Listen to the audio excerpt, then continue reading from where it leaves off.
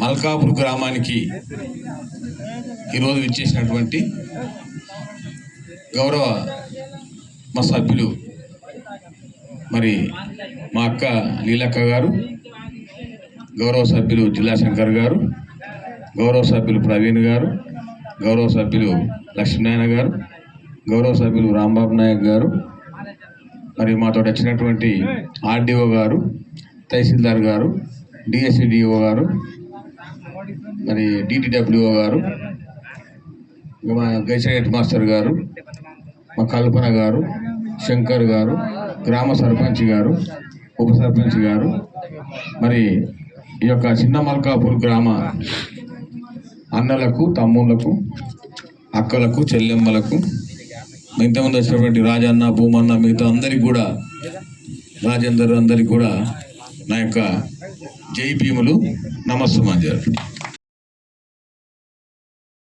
SC ST commission chairman అయిన తర్వాత మేమందరం మరి అన్ని జిల్లాలు తిరుగుతూ ఎస్సీ ఎస్టీలకు, ఆదివాసీలకు, గోండులకు, ఇంకా మన ఎస్సీ ఎస్టీ వర్గాలు ఏవైతే ఉపకులాలు ఉన్నాయో అందరి సంక్షేమం కోసం పనిచేస్తూ మరి వారి సమస్యలపై అన్ని జిల్లా కలెక్టరేట్లో సమీక్ష సమావేశం ఏర్పాటు చేసి వారి సమస్యలని ఎట్లా పరిష్కరించాలి అని చెప్పి నిరంతరం మేము ప్రయత్నం చేస్తూ ఉన్నాం. మరి ఇంత రాత్రి అయినా మాతో సహకరించినటువంటి మా సిఐ గారికి, ఎస్ఐ గారికి, పోలీసు సిబ్బందికి కూడా నేను జైబీలు తెలియజేస్తూ ఉన్నా. ముఖ్యంగా ఇక ఆదిలాబాద్ జిల్లా వచ్చినప్పుడు,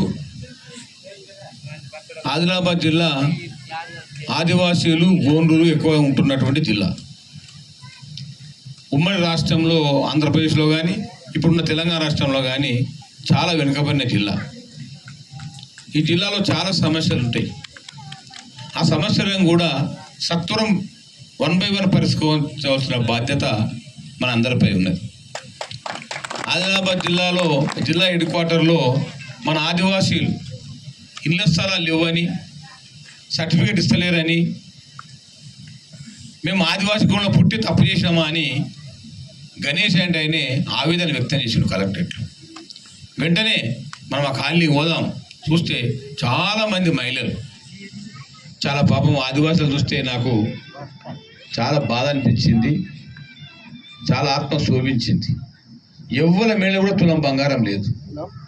వాళ్ళ ముఖాలు చూస్తే పాపము వెలబెల పోతూ ఉన్నాయి. 78 సంవత్సరాల తర్వాత కూడా ఇటువంటి పరిస్థితులు ఉన్నాయి. ఈ గ్రామానికి వచ్చినాం. ఈ గ్రామంలో 28 ఇళ్ళు ఉన్నట్టు మాకు సమాచారం ఉన్నది. ఒక లేడీ హోమ్ గార్డు, ఒక కానిస్టేబుల్, పెద్ద ఉన్నటువంటి ఉద్యోగాలు ఉన్నటువంటి ఎవరు లేరు. గ్రామానికి వస్తుంటే దుమ్ము రేగుతుంది రోడ్డు. మరి మా ఇంతకుముందు ఉన్నటువంటి జగ్గు గారు మాట్లాడినట్టు చెప్పిండు, డాంబర్ రోడ్డు కావాలని. తప్పకుండా 100% మీ జిల్లా మంత్రి మా సీతక్క గారు, ఇన్ఛార్జ్ మంత్రి, నేను గౌరవ ముఖ్యమంత్రితో మాట్లాడి తప్పకుండా మీ బీటీ రోడ్డు మంజూరు చేసి మళ్ళీ బీటీ రోడ్ అయినాక మళ్ళీ మీ గ్రామానికి వస్తానని చెప్పి ఈ సందర్భంగా తెలియజేస్తాను. ముఖ్యంగా సమస్యలన్నీ 1 by 1 మనం పరిష్కారం చేసుకోవాలి. ఇక ఆదివాసుల సమస్య మీ గ్రామంలో చూస్తూ ఉన్నా. మన ఆదివాసీ కళా నృత్యాలు ఎంత బ్రహ్మాండంగా ఉన్నాయి, మమ్మల్ని ఆదరించినాయి. నేను ఎప్పుడు స్టెప్లు వేయా, నాకు వాళ్ళ చూసి స్టెప్లు వేయాలనిపించింది. నాకు అలవాటు లేదు, ఫస్ట్ టైం నేను ట్రై చేసి నాకు తెలియదు. అది ఆ ఫోటో చూస్తే అర్థమైతే, వీడియో చూస్తే మంచిగా చూసుకోవాలి, సరి చూసుకోవాలి. మరి అంటే మీ దగ్గర వచ్చిన తర్వాత మేము అన్ని మర్చిపోయినాం. ఒక state SC ST commission chairman, రాజ్యాంగబద్ధమైన పనుల వ్యక్తి అని కూడా చూసుకోకుండా మీ నృత్యాలు చూస్తుంటే అట్లా ప్రభావితమైనాం. మేము చిన్నాడు చదువుకున్న రోజులు జ్ఞాపకం వచ్చినాయి. ఆ పిల్లలు వస్తుంటే ఆప్యాయత, ఆ యొక్క నృత్యాలు, కళారూపాలు చరిత్రకు నిలయాలి. ఇది మన చరిత్ర మర్చిపోకుండా, మన సాంప్రదాయాలు మర్చిపోకుండా, పురాతన చరిత్ర మర్చిపోకుండా, పురాతన సాంప్రదాయాలు మర్చిపోకుండా ఇక నృత్యాలు చేసిండ్రు. చాలా సంతోషం. ఈ కళారూపాలను కాపాడుకోవాలి మనం.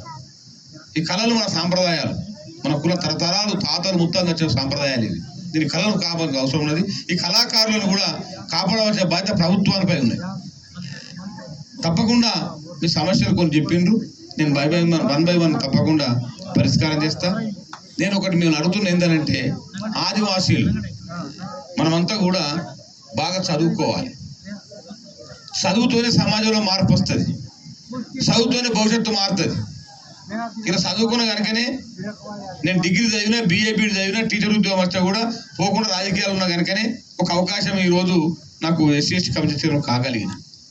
మీ పిల్లలను మీరు చదువుకోలే పాతతరం, కానీ ఈ కొత్త తరం జనరేషన్లో చదువుకోవాలి. చదువుకుంటే ప్రపంచాన్ని జయించవచ్చు, అది దృష్టిలో పెట్టుకోవాలి. మన పిల్లలను మాత్రం తప్పకుండా చదివిపియాలి. మన గవర్నమెంట్ అన్ని సౌకర్యాలు కల్పించింది. ఇలా గిరిజనాశ్రమ పాఠశాల, రెసిడెన్స్ స్కూల్ ఉన్నాయి, మోడల్ స్కూల్ ఉన్నాయి. ప్రభుత్వం చదువు మీద ఎంతో ఖర్చు పెడుతుంది. ప్రభుత్వాలు మీరు బాగా చదివిపించి మీ పిల్లల భవిష్యత్తును బంగారు భవిష్యత్తు చేసుకోవాలని చెప్పి నేను కోరుతా ఉన్నాను. మరి ఇంత రాత్రి అయినా మీ గ్రామంలో మేము ఆదిలాబాద్ జిల్లాకు వచ్చినప్పుడు మా లీలక్క గారితో ఒక మాట అన్నా. ఆదిలాబాద్ అన్ని జిల్లాలు తిరిగినామమ్మ, మరి దాదాపు 30 జిల్లాలు అయినాయి. మరి ఆదిలాబాద్ పెట్టుకోవడం ఆదిలాబాద్ పెట్టుకున్నప్పుడు మనం వట్టికనే కాదు, ఏదైనా మంచి ఆదివాసీ గ్రామం చూపించు, వాళ్ళతో మనం షేర్ చేసుకోవాలి, వాళ్ళని కలవాలి, వాళ్ళతో సహభక్తి భోజనం చేయాలి, వాళ్ళతో మనం షేర్ చేసుకోవాలని చెప్పి నేను మా అక్కకు చెప్పిన. మరి మా అక్క అందుకు అనుగుణంగా ఇంత మంచి చక్కటి గ్రామాన్ని, పద్ధతి గల గ్రామాన్ని, కళా సంస్కృతులు ఉన్న గ్రామాన్ని ఎంపిక చేసినందుకు మరి వీళ్ళకి ప్రత్యేకమైన కృతజ్ఞత ధన్యవాదాలు తెలియజేస్తాం. ఈ జిల్లాకు వచ్చినప్పుడు మరి కలెక్టర్ గారు కానీ, SP గారు కానీ చాలా బ్రహ్మాండంగా జిల్లా రివ్యూ మీటింగ్లో మా సమస్యలన్నీ కూడా చర్చకు వచ్చినాయి.